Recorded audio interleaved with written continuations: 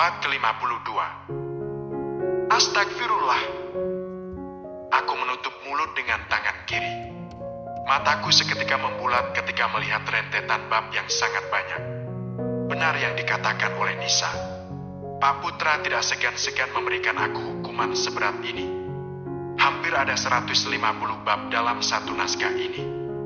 Dan aku harus menyelesaikan semuanya dalam satu hari. Karena besok kami akan disibukkan dengan pekerjaan event. Tapi aku tidak akan menyerah begitu saja.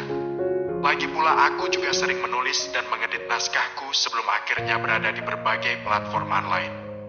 Aku pasti bisa melakukannya, dan besok akan aku serahkan semuanya pada Pak Putra. Kepalaku rasanya berdenyut saat melihat naskah yang isinya lumayan membuatku sakit kepala. Berarti nanti malam aku harus lembur. Aku menghembuskan nafas berat, semoga Dava nanti malam bisa aku ajak kerja sama.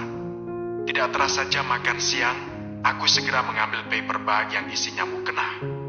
Aku akan salat zuhur dulu sebelum makan. Nis, sholat yuk. Fokus amat, lihat apaan sih? Ajakku pada Nisa yang sedang fokus melihat ponselnya. Biasanya dia yang on time untuk makan siang dan salat. Tapi sekarang malah sibuk dengan ponselnya. Iya nih, nanggung. Lihat apaan sih? Tanyaku penasaran, kemudian bangkit dari duduk berjalan ke arah meja kerjanya. Ini, aku lagi nonton ibu-ibu yang lagu ngemis di jalanan minta makan. Kasihan banget ya Allah. Jawab Nisa menjelaskan. Aku segera melihat ke arah layar ponsel Nisa yang menyala. Di sana terlihat video amatir yang sedang menayangkan seorang ibu-ibu menangis meminta belas kasihan. Aku terkesiap melihat siapa yang ada di video itu. Ibu, ia itu ibu. Dia sedang mengibah sambil menangis meminta belas kasihan orang di jalanan. Penampilannya pun sangat memprihatinkan. Pantas saja Nisa sampai istighfar melihatnya. Jangankan dia, aku saja sangat syok melihat keadaan ibu yang seperti pengemis. Kenapa ibu sampai melakukan hal seperti itu? Padahal uang yang aku kasih kemarin lebih dari cukup untuk mereka makan. Ada sisa sekitar 2.500.000 lagi kemarin. Seharusnya masih cukup kalau hanya sekedar untuk makan dan berobat Lela. Lagian berobat sekarang juga gratis karena Lela punya kartu BPJS. Apa maksud ibu? Apa dia mau mempermalukan kami? Di video itu pun dia berkoar-koar kalau dia ditinggalkan oleh anak dan menantunya. Ada rasa nyeri di dalam hati ketika melihat tulisan demi tulisan yang tayang dalam video tersebut. Karena apa yang tertulis di sana semuanya salah. Kurang ajar banget itu anak sama menantunya. Dia takut apa bakalan dapat karma. Hardik Nisa yang semakin membuat dadaku bergemuruh hebat. Tidak ada habis-habisnya masalah yang ditimbulkan oleh ibu pada kami. Padahal aku dan Mas Arman sudah pergi dari kehidupannya dan Lela. Kita nggak tahu ada apa di balik semua itu, Nis. Jadi kita nggak bisa memvonis orang begitu. Sanggahku berusaha membela diri sendiri. Karena bagaimanapun aku sangat tersinggung saat Nisa berkata seperti barusan. Tapi itu juga bukan salahnya. Pantas dia mengatakan seperti itu karena dia tidak tahu bagaimana asal-usulnya. Jika seandainya aku ada di posisi dia juga mungkin akan keluar sumpah serapah. Pernah dulu ketika aku masih duduk di bangku kuliah. Beberapa temanku yang sedang menonton video ibu-ibu yang sengaja dibuang oleh anaknya. Wanita tua itu seperti setengah buta dan terlunta-lunta di jalanan. Kami yang saat itu tidak tahu bagaimana kejadian yang sebenarnya langsung memvonis jika anaknya itu adalah durhaka. Langsung menghina dan memaki anak yang tega menelantarkan ibunya sendiri dengan kata-kata yang mencaci. Padahal saat itu kami juga belum tahu bagaimana kejadian yang sebenarnya. Dan sampai sekarang aku tidak menyangka jika kejadian ini menimpaku dan Mas Arman. Aku tidak menyangka jika kata-kata yang sempat keluar dari mulutku dulu kini keluar juga dari mulut Nisa. Terlebih kata-kata itu untukku dan Mas Arman. Padahal jika seandainya saja Nisa tahu kejadian yang sebenarnya, dia tidak akan menumpahkan kekesalannya padaku. Sama aja, Nei. Mau gimana pun salahnya wanita tua itu tetap ibunya. Ibu yang sudah mengandung, melahirkan dengan taruhan nyawa dan membesarkan anaknya penuh dengan air mata. Apalagi di sana dikatakan jika ibu itu membesarkan anaknya seorang diri tanpa suami, karena suaminya sudah lama meninggal. Ketus Nisa lagi yang membuatku hanya bisa menelan ludah yang terasa pahit, sepahit jalan hidupku. Tapi tetap aja kita nggak tahu kenapa si anak melakukan itu. Bisa saja dia sudah dikasih uang sama anaknya, tapi dia malah cari simpati netizen dengan cara seperti itu. Aku berusaha membuat Nisa berpikir jika semua kemungkinan itu bisa saja terjadi. Aku hanya tidak mau saja nasib Nisa sama sepertiku kini. Dulu aku yang berkata seperti itu, dan sekarang langsung terkena imbasnya. Benar memang kata Abi, apapun yang kita keluarkan dari dalam lisan kita, sebaiknya kata-kata yang baik, karena semua tindakan dan ucapan itu akan kembali lagi ke kita. Seperti layaknya bumerang yang sewaktu-waktu akan kembali menyerang kita. Iya, Nis, bener kata Nea, lagian zaman sekarang itu tuh gampang banget memang nyari tenar dan uang. Tinggal viral aja udah banyak uang kita. Timpal Vina yang tiba-tiba datang dari kamar mandi. Ya udah, kita salat dulu aja. Nanti malah telat lagi. Ajak Nisa yang bersiap bangkit dan mengambil paper bag yang juga berisi mukena. Aku senang bisa bekerja di lingkungan yang baik. Hanya satu saja sebenarnya kendala di kantor ini, si Putra itu. Setelah salat, kami berencana ke kantin untuk makan siang. Aku sengaja tidak membawa bekal hari ini. Biasanya aku akan selalu makan makanan dari rumah. Tapi karena tadi Mas Arman sedang terburu-buru, aku jadi tidak sempat untuk beres-beres. Kamu mau pesan apa? Tanya Nisa saat kami sedang melihat menu makanan. Aku mau makan nasi aja.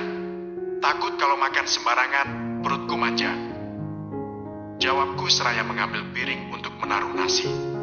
Sedangkan Nisa dan Vina mereka memesan mie Aceh. Katanya mereka sedang tidak selera makan nasi. Kantin di sini seperti layaknya kantin di tempatku kuliah dulu. Kalau mau makan langsung bisa ambil sendiri lauknya. Tinggal nanti bilang saja apa yang kita ambil ketika akan membayar. Aku memilih makan dengan lauk telur bebek yang sudah diasinkan. Karena sepertinya aku sedang kurang darah, jadi jika makan ini akan menambah darah, kata Abisi. Karena masih utuh bulat, aku menyuruh pelayan di sini untuk membelahnya memakai pisau. Sedangkan aku pergi mencuci tangan di wastafel. Mana telur saya tadi, Bu? Tanyaku pada ibu kantin. Maaf, Mbak. Telurnya diambil sama Pak Putra tadi pas Mbak sedang cuci tangan. Jawabnya sambil menunjuk ke arah Pak Putra yang sedang bersiap untuk makan. Aku segera mengalihkan pandangan ke arah Pak Putra, begitu juga sebaliknya. Dia malah tersenyum sinis saat aku melihatnya dengan tatapan tajam. Bukannya minta maaf atau berterima kasih, ini malah sengklek. Tapi itu telur saya, Bu. Mana tinggal satu lagi? Protesku pada ibu kantin. Ya mau gimana lagi, Mbak? Ambilkan aja ya. Harapnya bingung. Aku segera menuju rak menu, kemudian mengambil satu ekor ikan yang sudah digoreng. Nisa dan Vina melihatku sambil tertawa cekikikan. Dadaku naik turun saat mengingat sikap Pak Putra yang semena-mena. Aku berjalan menuju ke arah Pak Putra. Kalau memang dipecat aku pasrah. Mau kemana? Tanya Nisa berusaha mencegahku. Tapi kuhiraukan, aku tetap berjalan menuju meja tempat Pak Putra sedang menikmati telur asinku. Maaf, ini punya saya. Aku mengambil telur asin yang berada di dalam piringnya. Kemudian menggantinya dengan ikan goreng yang aku ambil tadi. Pak Putra melihatku dengan tatapan tajam. Dia sedikit tercengang karena mungkin dia tidak akan menyangka jika aku senekat ini. Nisa dan Vina terlihat membuka mulutnya melihat aksi konyolku. Bukan hanya mereka, tapi Pak Wira yang berada di sebelah Pak Putra juga hanya dia melihat aksiku. Tidak sopan kamu. Itu punya saya. Setiap saya makan di sini, itu menjadi menu andalan saya.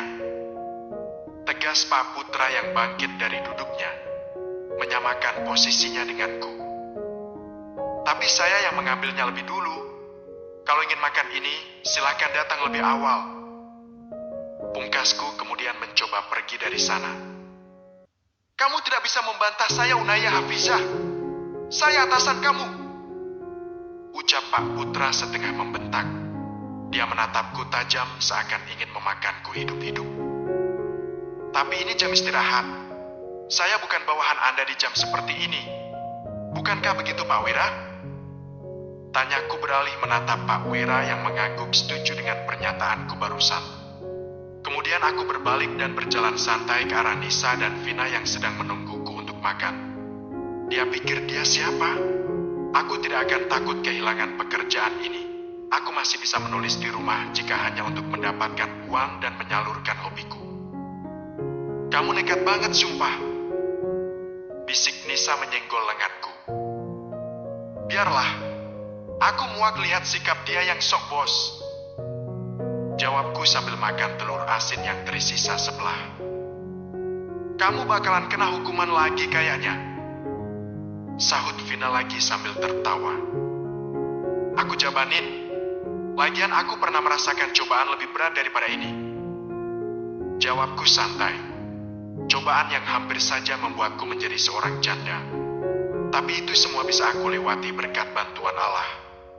Aku tahu aku bisa lebih tegar dari itu sekarang. Bukankah setiap cobaan yang kita lalui itu bagaikan ujian kenaikan kelas?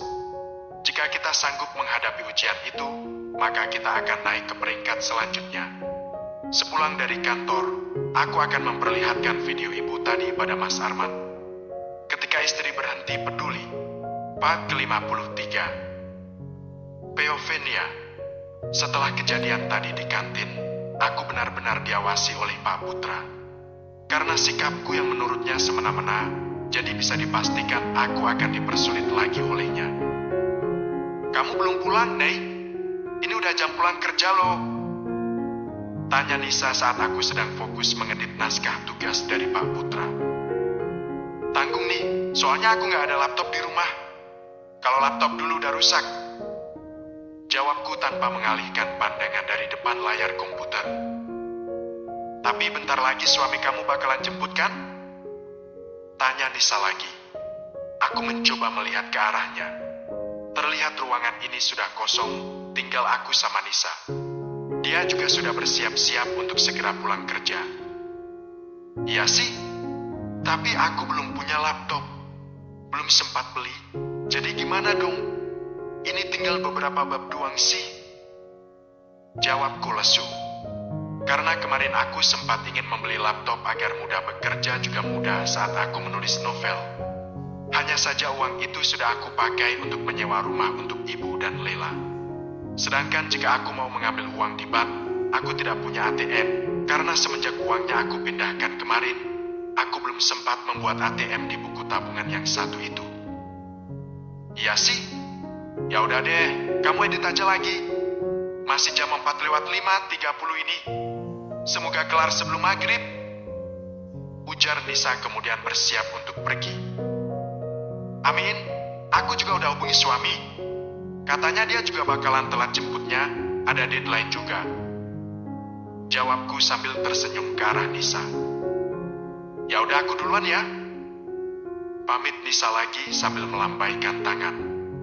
Kemudian berjalan keluar sampai bayangannya hilang di balik pintu. Sebenarnya aku tidak terlalu takut di sini, karena ada beberapa ruangan yang masih banyak karyawan belum pulang.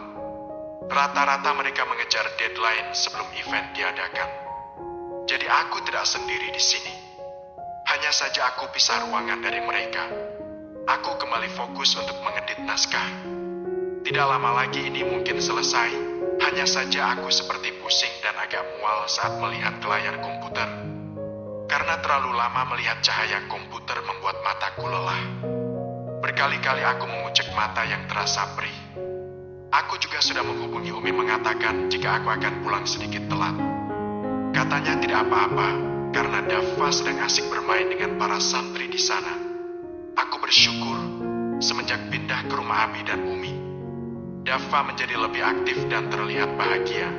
Mungkin karena dulu jika di rumah dia tidak ada teman bermain. Aku terus mengedit naskah bab demi bab. Mataku yang agak berair aku tahan agar tetap bisa bekerja. Entah apalagi hukuman yang akan aku terima setelah ini. Kok belum pulang? Tanya Pak Wira yang tiba-tiba datang. Aku sedikit terkejut dengan kedatangannya yang tiba-tiba. Aku segera membetulkan posisi duduk agar terlihat lebih sopan.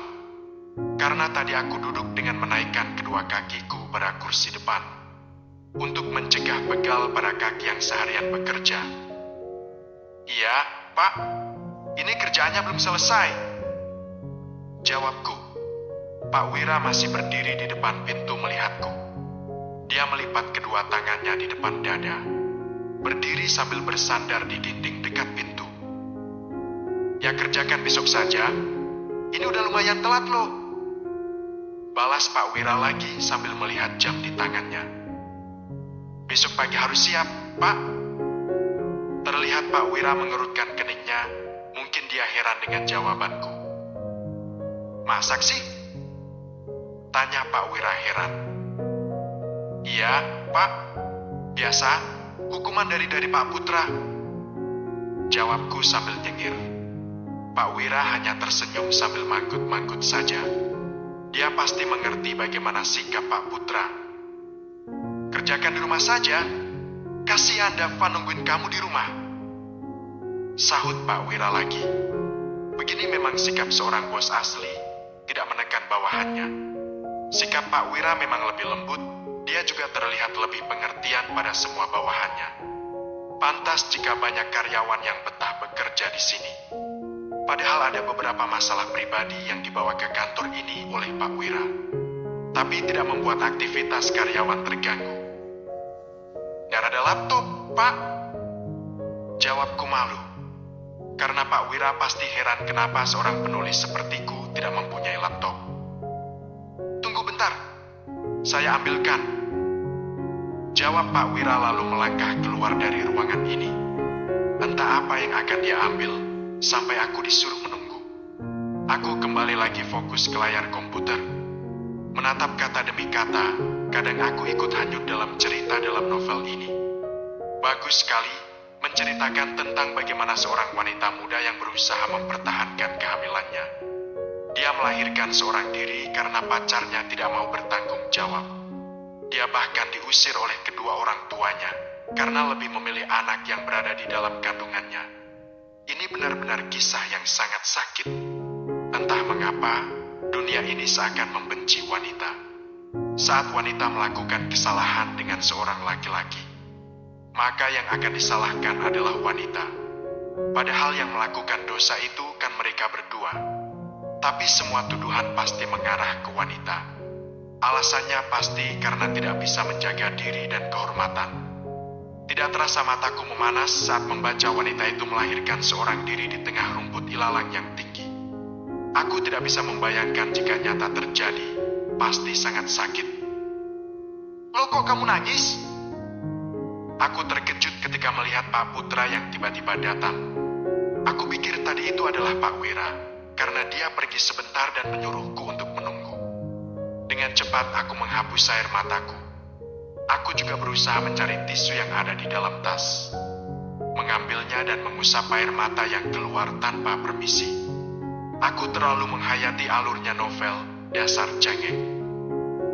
Saya kelilipan, Pak. Aku menjawab tanpa melihat ke arahnya lagi. Melihat wajah Pak Putra sama saja membuat moodku ambiar. Dia pasti akan menertawakan jika tahu aku menangis karena membaca novel. Bohong, saya tahu kok kenapa kamu nangis. Sanggah Pak Putra sok tahu. Aku langsung melanjutkan mengedit naskah sambil membacanya. Dikasih hukuman begitu aja kok nangis? Dasar cengeng. Ejek Pak Putra yang membuatku geram. Tahan Nea, tahan. Jangan sampai kamu emosi apalagi melawannya. Ingat, kamu harus belajar sabar menghadapi orang seperti ini. Laki-laki paling menyebalkan yang pernah aku temui. Aku berusaha menenangkan diri dengan menarik nafas panjang, kemudian melepaskannya dengan kasar.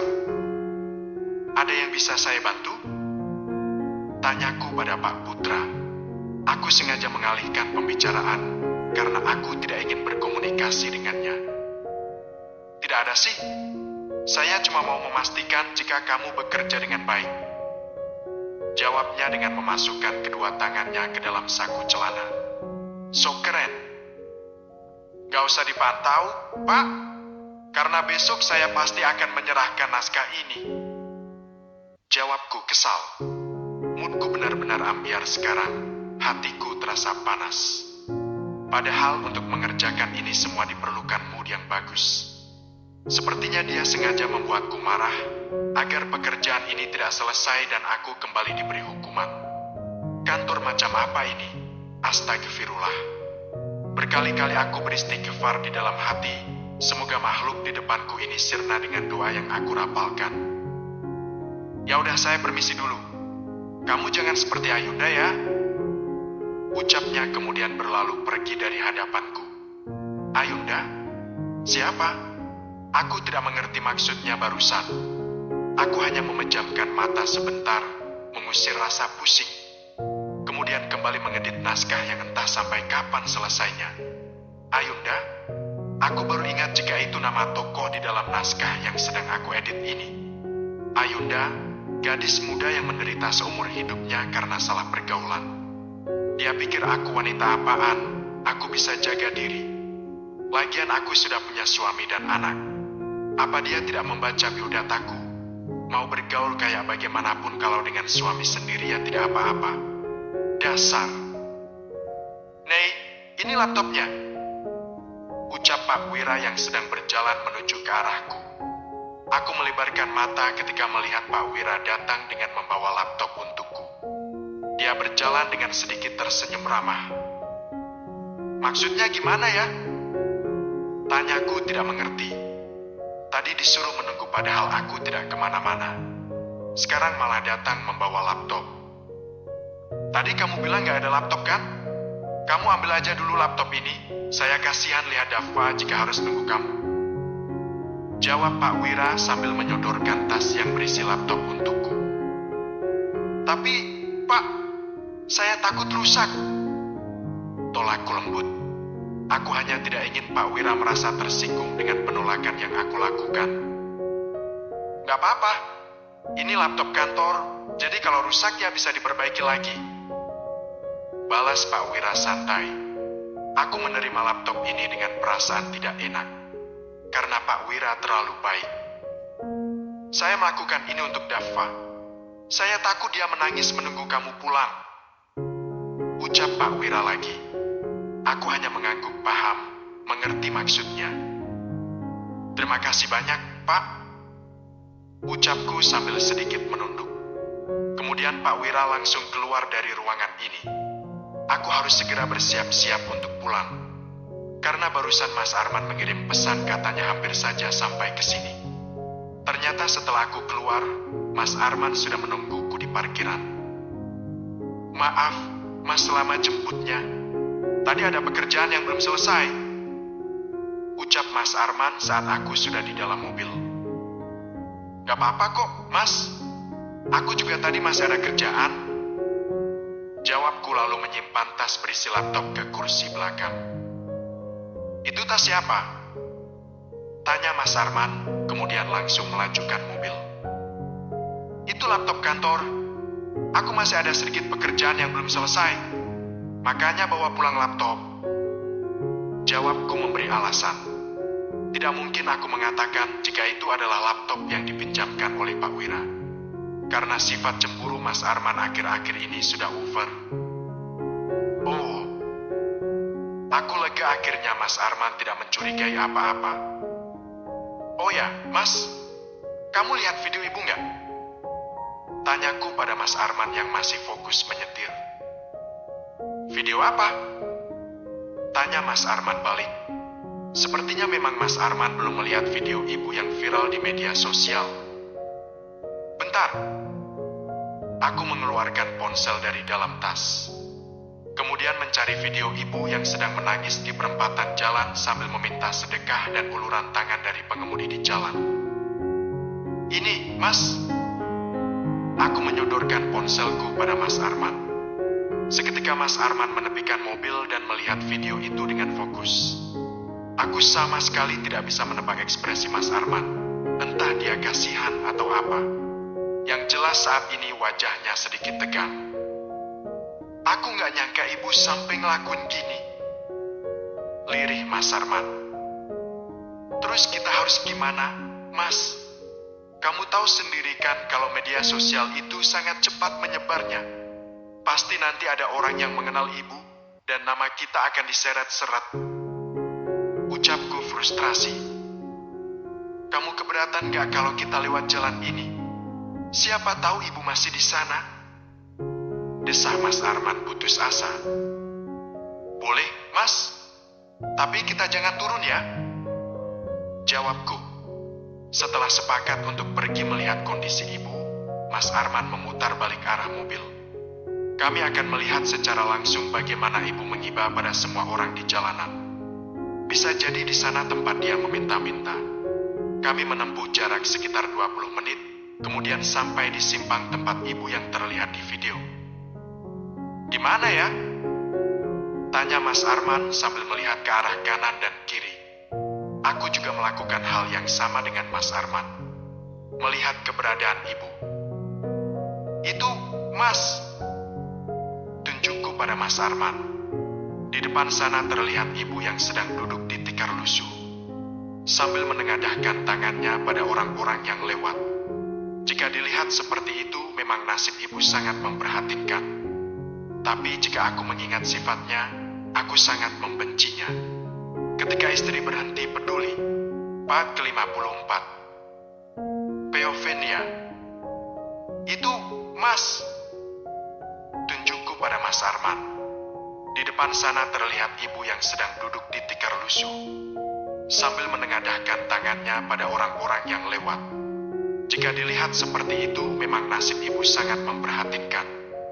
Tapi jika aku mengingat sifatnya, aku sangat membencinya. Mas, aku menepuk pundak Mas Arman yang terdiam melihat kondisi ibu. Dari raut wajahnya terlihat sedikit kekhawatiran dan entahlah.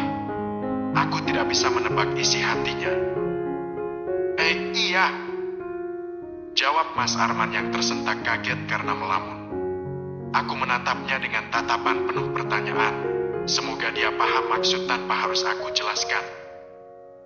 Kamu mau turun? Tanyaku masih menatap matanya dalam. Tidak, Nei. Mas hanya tidak menyangka akan seperti ini jadinya. Jawab Mas Arman lesu. Dia merebahkan punggungnya pada sandaran kursi. Setelah melihat ibu tadi, Mas Arman memarkirkan mobilnya di tepi jalan. Dari sini kami bisa melihat dengan jelas ibu yang sedang memohon belas kasihan pada setiap pengendara. Banyak di antara mereka yang datang dan berhenti untuk memberikan uang pada ibu. Sepertinya mereka benar-benar kasihan melihat kondisi ibu. Aku hanya bisa menghela nafas berat saat memikirkan bagaimana jika seandainya kami terkena imbasnya. Karena sebagian orang hanya menyimpulkan apa yang mereka lihat, tanpa memikirkan bagaimana prosesnya hingga sampai terjadi begini. Seandainya mereka tahu bagaimana aku bangkit dari semua keterpurukan yang diciptakan oleh ibu dan Lela padaku. Kita pulang saja. Aku berkata dengan nada kesal, karena melihat sikap Mas Arman yang masih belum bisa tegas. Lagian Dava menungguku di rumah. Sia-sia saja Pak Wira tadi memberikan aku laptop agar aku cepat pulang dan bertemu dengan Dava. Jika di tengah jalan begini, aku malah sibuk melihat pemandangan yang menyesakkan dada. Iya, jawab Mas Arman lesu. Dia kembali menginjak pedal gas. Mobil yang kami naiki melewati ibu yang sedang duduk sambil makan. Dadaku terasa nyeri, tapi rasa benciku masih terlalu tinggi. Kulihat Mas Arman sama sekali tidak melihat ke arah ibu. Dia hanya fokus menyetir, entahlah apa yang ada di pikirannya. Kamu gak perlu merasa bersalah, Mas. Kita tidak menelantarkan ibu. Dia sendiri yang menelantarkan dirinya sendiri. Bukankah mereka sudah kita beri tempat tinggal untuk berteduh? Tapi kenapa masih memilih tidur di jalan? Bukankah kita juga sudah memberikan ibu modal usaha? Kita juga sudah membayar orang untuk mengangkut barang-barang mereka dari rumah lama. Ucapku setelah beberapa saat hening. Sengaja aku mengatakan itu semua agar Mas Arman tidak merasa bersalah. Mas tahu, Nei, Mas hanya memikirkan bagaimana jika kita terkena imbas dari perbuatan ibu tadi. Bisa saja kan ibu mengatakan nama kita berdua ke media. Apalagi kamu tahu sendiri gimana netizen Indonesia kalau sudah marah. Jelas Mas Arman yang membuatku mengangguk-angguk mengerti. Sekarang aku tahu apa yang dipikirkan oleh Mas Arman dari tadi. Aku jadi sedikit lega karena ternyata Mas Arman tidak luluh setelah melihat drama yang ibu lakukan. Hanya saja aku masih memikirkan bagaimana caranya agar ibu berhenti menjelek-jelekan kami di depan umum. Mungkin sekarang masih aman, tapi kita tidak tahu bagaimana dan apa yang akan terjadi ke depannya. Aku harus selalu waspada terhadap ibu dan Lela. Tapi tadi tidak terlihat ada Lela di samping ibu. Apakah dia masih sakit? Atau dia memang tidak mau ikut karena malu? Sepanjang malam aku tidak tidur karena membereskan pekerjaan yang diberikan oleh Pak Putra. Memang pekerjaannya sudah selesai dari jam 10 malam tadi. Hanya saja aku masih memikirkan bagaimana jika seandainya aku diserang oleh orang yang membelah ibu. Mas Arman benar, kekuatan media sosial sangat berpengaruh sekarang. Aku melirik jam di dinding kamar, ternyata sudah menunjukkan jam 2 malam. Aku memutuskan untuk ke kamar mandi dan berwudu. Aku akan menceritakannya keluh kesah yang sedang aku alami pada Sang Pencipta. Semoga saja dengan begini aku jadi lebih tenang. Dan semoga saja hal yang aku khawatirkan tidak terjadi. Allah akan melindungiku dari fitnah dan dendam ibu. Setelah selesai salat, aku melepaskan mukena dan tidur di samping Daffa. Dia sedikit merengek meminta susu. Malam ini aku masih tidur berdua dengan Daffa. Aku belum memperolehkan Mas Arman untuk tidur denganku. Sampai dia benar-benar sembuh dari pengobatan spiritual dari Abi. Katanya tidak akan lama lagi, tinggal beberapa hari lagi saja. Semoga Mas Arman segera sembuh dari luka lama tentang ibu dan Lela. Nei, kamu lihat dia pesan dari Mpok Atik, ucap Umi ketika kami sedang sarapan pagi bersama. Umi menyodorkan ponselnya padaku. Segera aku menghentikan aktivitas makan, kemudian meraih ponsel Umi yang berwarna hitam. Ini, Ibu? Tanyaku pada Umi dan dibalas anggukan olehnya. Mas Arman berusaha melihat foto yang dikirim oleh Mpok Atik pada Umi. Aku memperlihatkan layar ponsel ke arah Mas Arman, agar dia bisa melihatnya dengan jelas. Itu foto ibu kalian di puskesmas. Kayaknya dia lagi berobat deh. Balas Umi sambil menyuapi Daffa telur rebus. Anak laki-lakiku itu memang doyan telur rebus. Persis seperti Mas Arman yang menyukai telur rebus. Entah di mana enaknya, malah menurutku masih bau amis. Bisa jadi juga ibu bawa Lela ke rumah sakit, sahut Mas Arman lagi. Memangnya dia sakit apa? Tanya Abi memandang kami berdua. Aku dan Mas Arman memang sengaja tidak memberitahukan jika Lela sedang sakit. Bahkan kami tidak memberitahu Abi dan Umi jika ibu menyuruh kami meminta bantuan Abi untuk mengobati Lela yang katanya punya penyakit kiriman dari Herman. Padahal itu adalah penyakit yang salah sasaran. Dia sakit muntah darah gitu, Bi. Jawab Mas Arman sedikit segan. Karena kami tahu habis ini pasti Abi akan menceramahi kami. Muntah darah gimana? Tanya Umi penasaran. Dia melihatku dan Mas Arman secara bergantian, meminta jawaban dari pertanyaannya barusan. Gak tahu, Umi.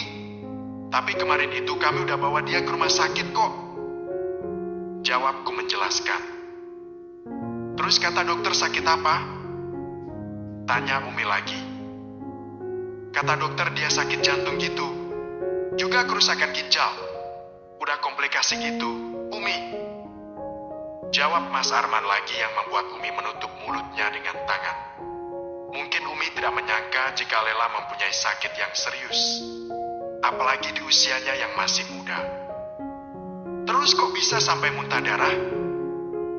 Tanya Abi lagi. Banyak sekali pertanyaan yang harus kami jawab. Kami juga tidak mungkin berbohong, jadi terpaksa aku memberitahu semuanya. Itulah yang membuat dokter bingung. Bi, kata dokter kalau cuma sakit jantung dan ginjal, gak akan buat pasien sampai muntah darah. sahut Mas Arman. Kata ibu sih penyakit kiriman gitu. Karma kali. Ejekku sambil mencuci tangan karena sudah siap sarapan. Hus, jangan ngomong gitu nggak baik. Jangan kotori hati dengan menilai baik atau buruknya orang lain. Larang Umi sambil mencubit tanganku. Kan aku benar Umi. Baik dan buruknya perbuatan yang sudah kita lakukan akan kembali lagi pada kita. Gitu kan yang selalu Umi dan Abi ajari. Sanggahku kesal. Umi dan Abi bisa bilang begitu karena belum merasakan bagaimana posisiku saat itu. Iya, tapi kita tidak bisa memvonis orang begitu saja. Yang berhak menilai manusia itu hanya Allah.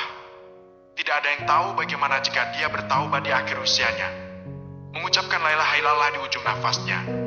Kita sebagai manusia hanya berusaha untuk berbuat baik. Tampik Umi yang membuatku menunduk.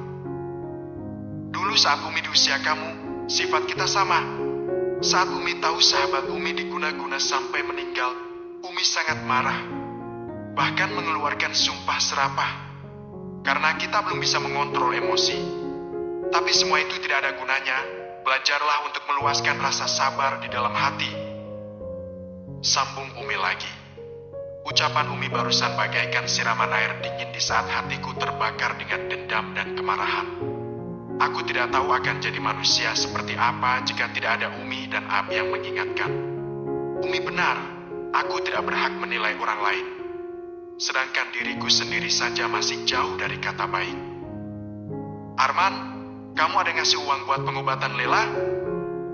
Tanya Abi pada Mas Arman. Udah kok, Bi. Kemarin juga kami sudah menyewa rumah untuk mereka tinggal.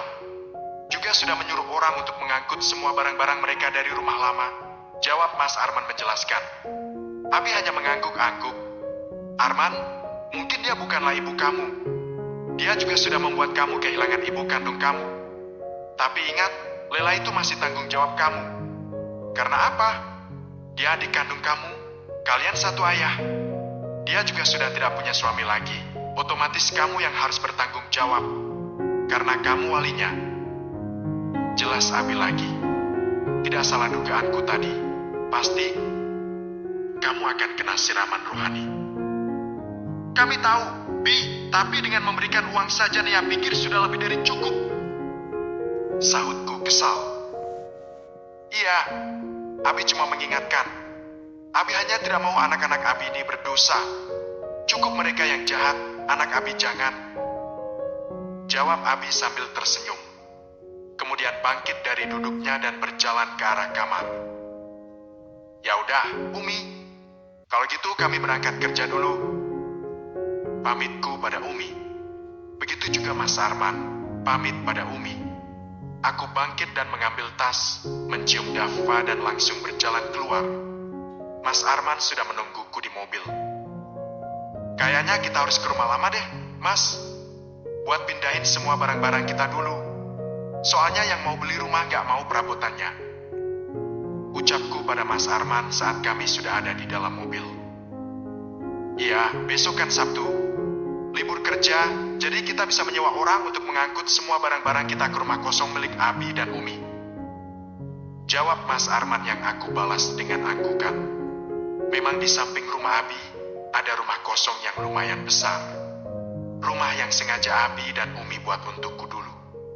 Hanya saja saat itu Mas Arman lebih memilih tinggal di dekat rumah ibu. Aku pikir mau buat rumah baru saja yang lebih bagus. Tapi jika sudah mendadak begini, terpaksa aku harus menaruh semua barang di rumah itu. Kita juga bisa menjenguk Lela, Mas. Aku gak mau kamu berdosa karena mengabaikan Lela. Ucapku lagi. Ada senyum dari wajah Mas Arman. Iya, sayang. Terima kasih ya, kamu sudah semakin pengertian. Jawab Mas Arman sambil memegang tanganku lembut. Bukankah menikah itu menyatukan dua hal yang berbeda? Bukan agar sana, tapi agar bisa saling mengiringi. Ketika istri berhenti peduli. Bab ke-55. Peovenia. Tidak terasa aku sudah berkutat dengan pekerjaan selama 9 jam. Punggungku terasa remuk karena duduk dari pagi. Banyak sekali pekerjaan yang harus kami kerjakan. Apalagi ini hampir event, jadi pekerjaan yang harusnya dikerjakan besok harus dikerjakan hari ini. Aku mematikan komputer kemudian mengangkat kedua tangan ke atas. Berusaha merenggangkan otot-otot yang kaku. Nis, kamu mau lembur? Tanyaku saat melihat Nisa yang masih menatap layar komputer.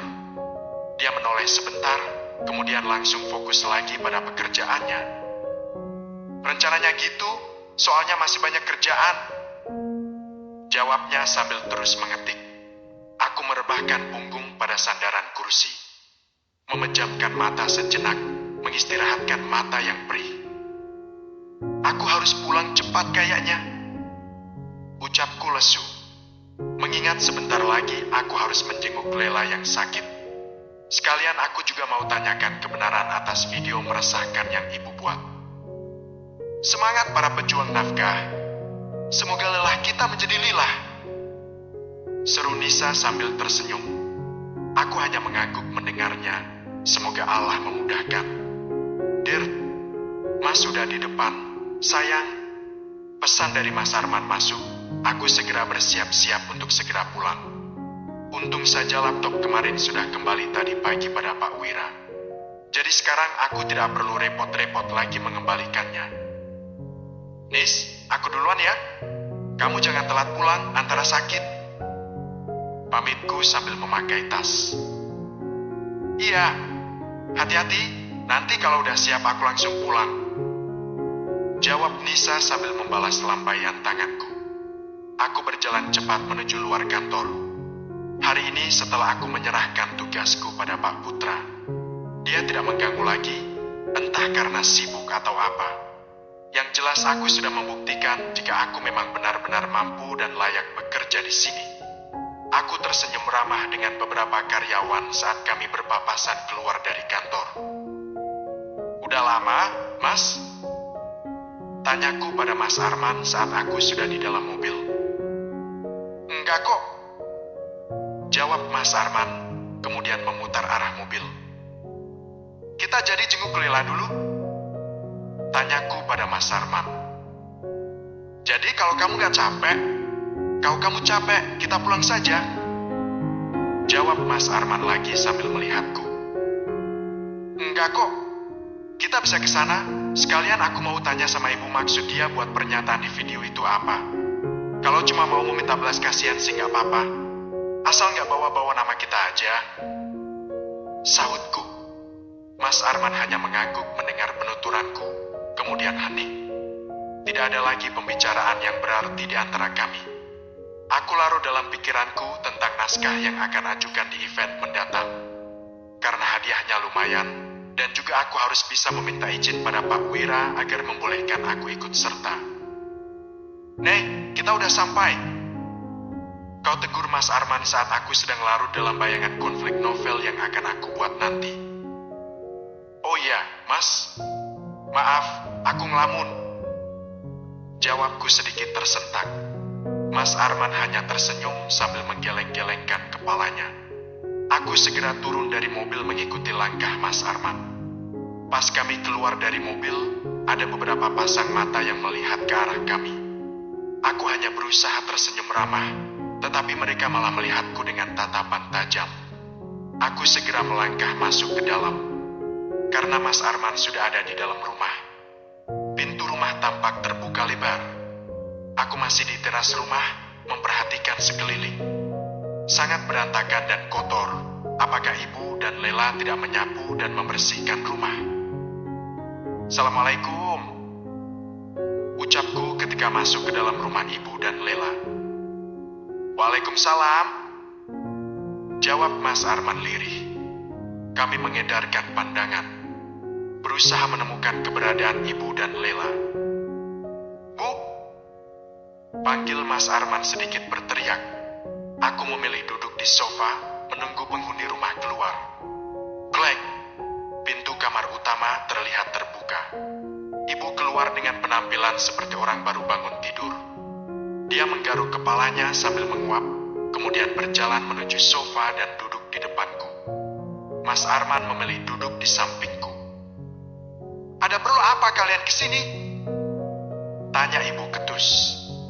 Dia bahkan menaikkan sebelah kakinya ke atas meja. Rencananya mau jenguk Lela, Bu. Jawab Mas Arman. Aku lebih memilih diam saja daripada takut salah bicara.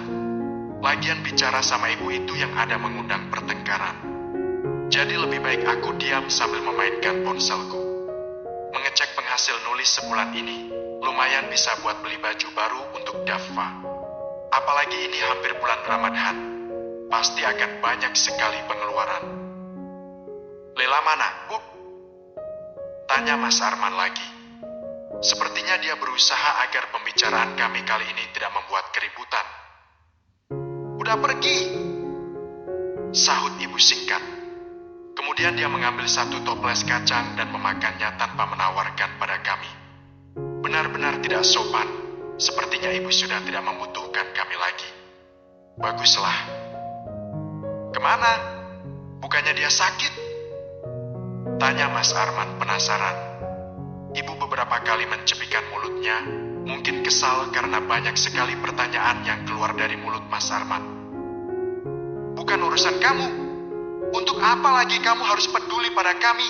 Bukannya kamu sudah punya keluarga sendiri? Marah ibu Berang. Dia bahkan menunjuk-nunjuk ke wajah Mas Arman. Bukan begitu, Bu. Kami cuma datang untuk menjenguk Lela yang sedang sakit. Kalau memang dia sudah sembuh ya alhamdulillah.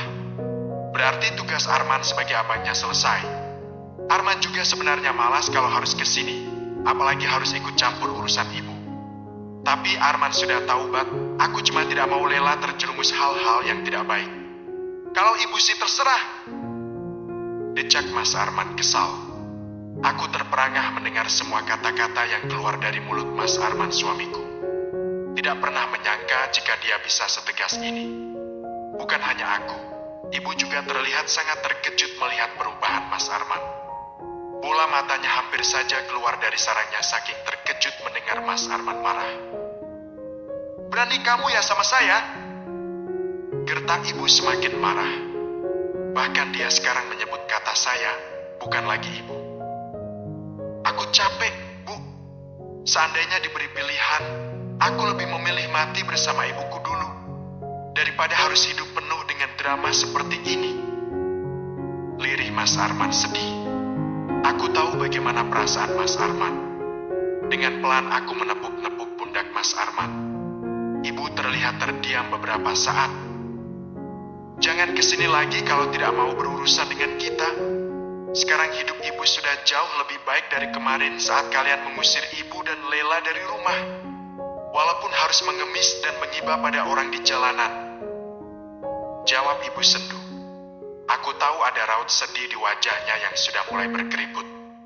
Dia bahkan tidak menatap kami saat bicara, lebih memilih melihat keluar rumah. Bukti jika dia sedang berbohong dan menyembunyikan sesuatu. Apa ibu menyesal? Arman kesini karena mengingat Lela masih tanggung jawabnya Arman. Bu, bagaimanapun dia tetap adik Arman. Kami satu ayah, jadi otomatis Arman tetap menjadi walinya Lela. Balas Mas Arman lagi menatap ibu dalam. Lela sudah pergi. Jawab ibu lagi sambil mengusap sedikit air di ujung matanya. Lela kemana, Bu? Tanya Mas Arman lagi. Ternyata Mas Arman sangat sabar menghadapi tingkah ibu yang berubah-ubah. Tiba-tiba jahat, tiba-tiba menangis, tiba-tiba marah-marah. Beraak. Keluar kamu wanita Yawan! Keluar! Tiba-tiba saja teraneh suara teriakan dari luar. Bukan hanya teriakan, tapi juga terdengar suara batu yang dilempar pada dinding rumah. Aku terkejut mendengar semuanya yang serba tiba-tiba. Apalagi dari tadi aku hanya diam dan memainkan ponselku. Mas Arman dan ibu juga sama terkejutnya denganku. Kami semua langsung bangun dari duduk dan berjalan ke arah sumber suara. Aku langsung memasukkan ponsel ke dalam tas kecil milikku. Kemudian berjalan mengikuti langkah Mas Arman dan ibu. Ada apa ini? Tanya Mas Arman meminta penjelasan. Terlihat ada dua orang ibu-ibu yang sedang berdiri sambil berkacak pinggang. Mereka berdua menatap kami tajam. Ada ada apa kamu tanya? No, tanya saja sama wanita tua yang ada di samping kamu. Bentak ibu yang bertubuh tampun itu pada Mas Arman. Suaranya sangat besar hingga mengundang beberapa tetangga yang sengaja datang untuk melihat keributan yang terjadi. Mas Arman dan aku melihat ke arah ibu. Terlihat wajah panik dan takut. Entah apa yang sudah ibu perbuat sehingga membuat kekacauan seperti ini. Belum juga aku tanyakan masalah video viral ibu waktu itu. Sekarang sudah ada masalah baru. Ibu, jelaskan ada apa ini? Siapa mereka? Tanya Mas Arman pada ibu. Oh, jadi kamu anaknya? Bagus. Sekarang saya bilang ya sama kamu kalau... Cukup. Diam kalian berdua. Sekarang kalian pulang dari rumah saya. Kalau tidak akan saya ambilkan golok. Ancam ibu pada kedua ibu-ibu tadi.